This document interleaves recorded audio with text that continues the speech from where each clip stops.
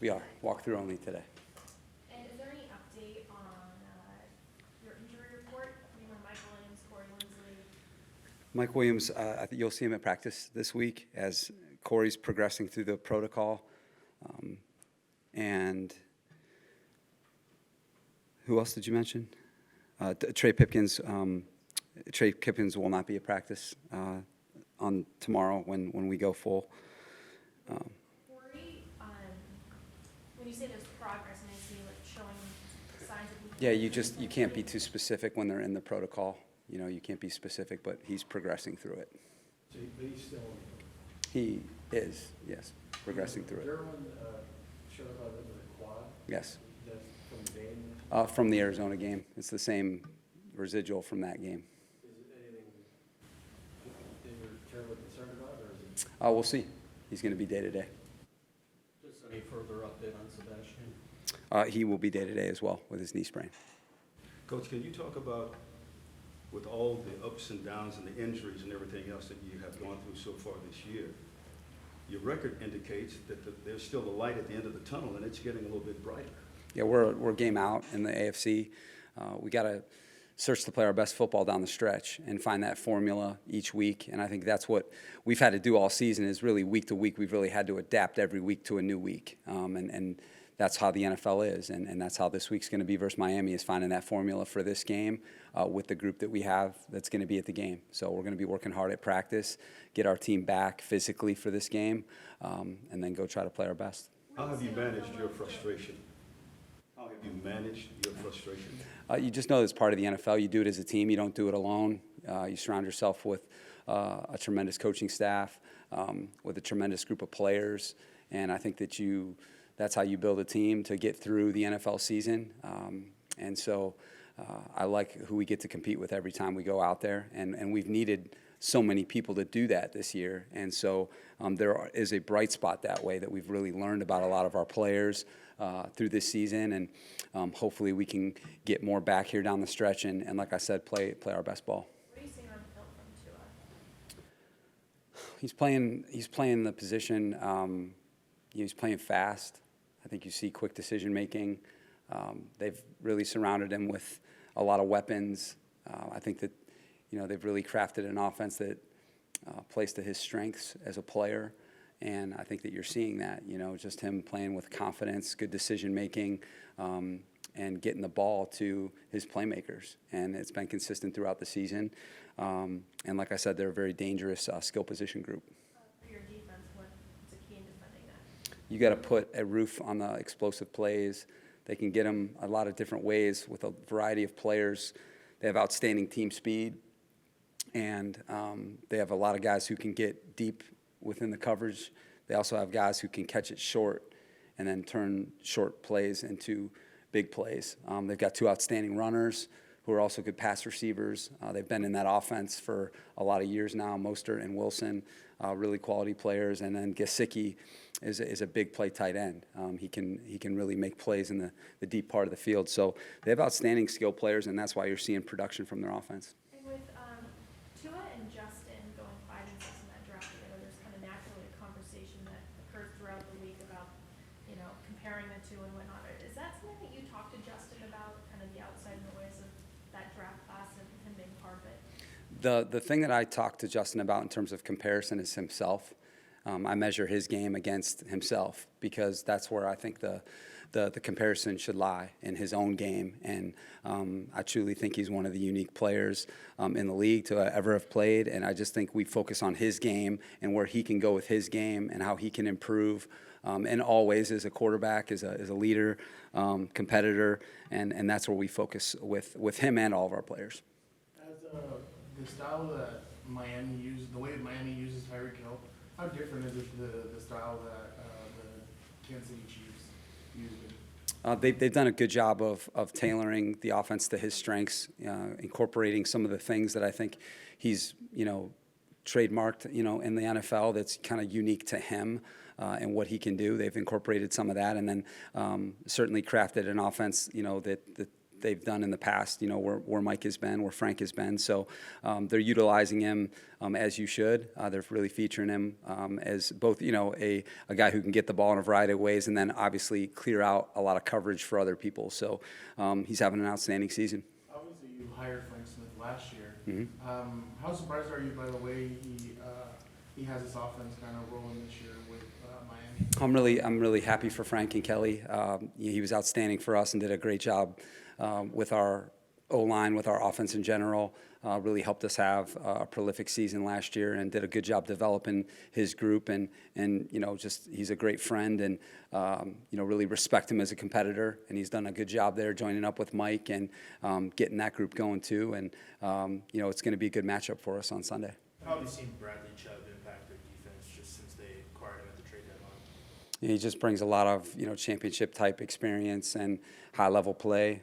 You can really trust who he's going to be on game day. That just not only the production on the field, but the type of leader that he is too. So I thought it was a really good move by them to trade for him, because it really gives them a frontline edge player to complement the other good players that they have on defense. And again, he's one of the top players in the league. Comparing Justin to himself, is he better right now than he was a year ago? He's a lot better player. Not even close. Not even close. Not even close. Every game he improves, and production is a very misleading way to judge somebody in terms of just their raw numbers. It's how they're playing and what they've gone through, and he's getting better every single week at becoming a pro quarterback, and he's playing at a very high level for us right now. The last 3 weeks, really since the bye, playing at a very high level for us, is practicing well, playing better and better, and his best football is out there for him down the stretch. You talked about his head ball security multiple times here the last couple of weeks. Yeah. As he's been getting hit more and sacked more than he ever has. Beyond that part of it, I mean, how do you think he's handling the pressure? I mean, are there plays where you feel like he could have done something differently, or avoid a sack, or get rid of the ball? No. Is there any cumulative effect to what's happened in the last, say, 3 weeks where the sacks he's taken? No, I mean number one, he's not taking sacks. I think that there's, that would imply that he's holding on to the ball or something like that, and that's not what's happening. He's making very good decisions. You got to judge a quarterback by their decision making, and I think that's number one with a quarterback is that there's a decision to be made on every play for him. When he gets a play call, hey, is there a run, a kill, an alert on this play?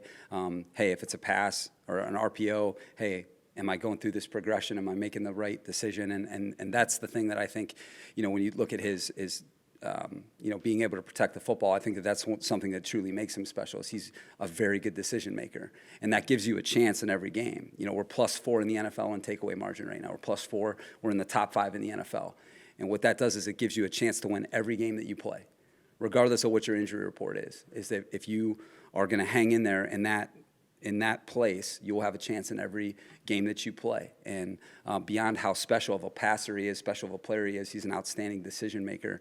And he's really given us a chance in all these games that have been super tight here, since the bye. They've all been tight games.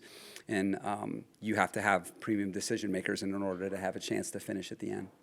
Just a little bit on Mike McDaniel coming from the 49ers. Given that you played the 49ers a couple weeks ago, is there any benefit on facing McDaniel given the similar offensive scheme? They're really different offensively. They're a very different skill group.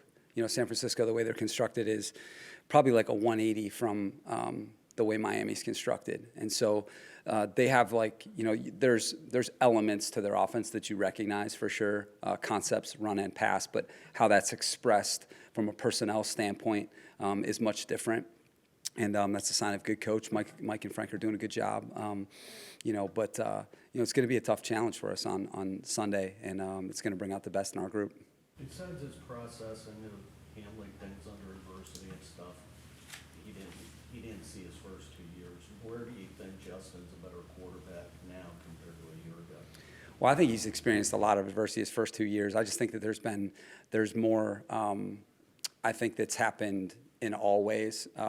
around him. I think there's been a cumulative effect this year that probably didn't exist the first two, but I just think he's improving as a player in all ways. The way he's seeing the game, the way he understands the offense. I think the way he throws the football, him understanding his fundamentals, him understanding the timing and rhythm of a play and how that's impacted by who you're playing with and what's on the other side on the defense. I think I've seen him make great strides in playing the game the way it needs to be played. Like sometimes you don't get to play the game the way you want to play it. And you have to learn that as a quarterback. And I think that he's done a great job of staying disciplined and true to how the game needs to play. And that's something I think is a very difficult trait to find in a quarterback, is you hear that all the time of like trying to do too much or force something to happen. And that's something that he doesn't do. He really plays the game straight up. And he, like I said, he's getting better every time he goes out there. And his best football is ahead of him this season. Giving him more and more freedom to call a play that he thinks will work when a play is called into him? Yeah, I mean, I think he's, he takes more ownership of the offense every single time he goes out there, and there's also a progression to that, and he's earning more of that every time, and he's comfortable. He did a really good job in the Vegas game of making some critical adjustments. Did it in the Arizona game, which was a heavy blitz game. And so, just the more you see as a player, especially at that position, the more experiences that you can bank on, the better that you're going to play over time. And that's what's happening for him right now. Confidence comes from experience. And experience, sometimes it's tough, sometimes it's positive, but experience either way. And he's working through that right now as a player. The league's next-gen numbers pointed out that Justin, I think over the past 2-3 years, leads the league in completions outside the tackle box and big plays and stuff. Is there a way to incorporate that more into the offense or the game, or is that just shows his ability to produce under scrambles and kind of on the run? I think both. I think that, there's plenty of since we've been here, plenty of design outside the framework of the tackle box, but then certainly he has that ability to create outside the tackle box when there's pressure. And so he's very accurate on the move, and you try to do that as much as you can in the game plan to change the launch point for the quarterback, within the framework of the offense so that you're moving the launch point. Sometimes you may play a team that doesn't allow you to do that as much, but you're always trying to do that because that's a big part of protecting your quarterback and forcing the defense to defend, every blade of grass. But then he also has that element outside the rhythm of the play where he can create and then be accurate in the deep part of the field. And you saw that the other day with Keenan, and you saw it in 2 minutes to Keenan. And he's had that ability his whole career, and that's something you really can't teach.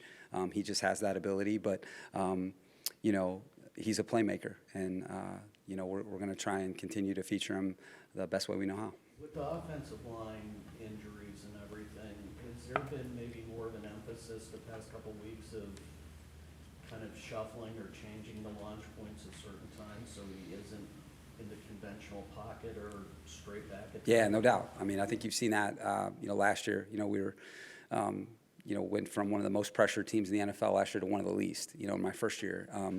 And a big part of that is the types of passes that you implement, and changing the rhythm and timing of the play where you've got a mix of quick passes, movement passes, deep passes, well-protected passes.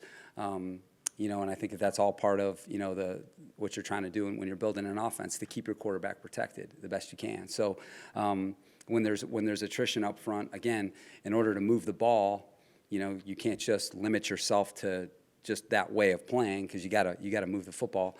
But we're always going to try and think of him first in everything that we do from a protection standpoint.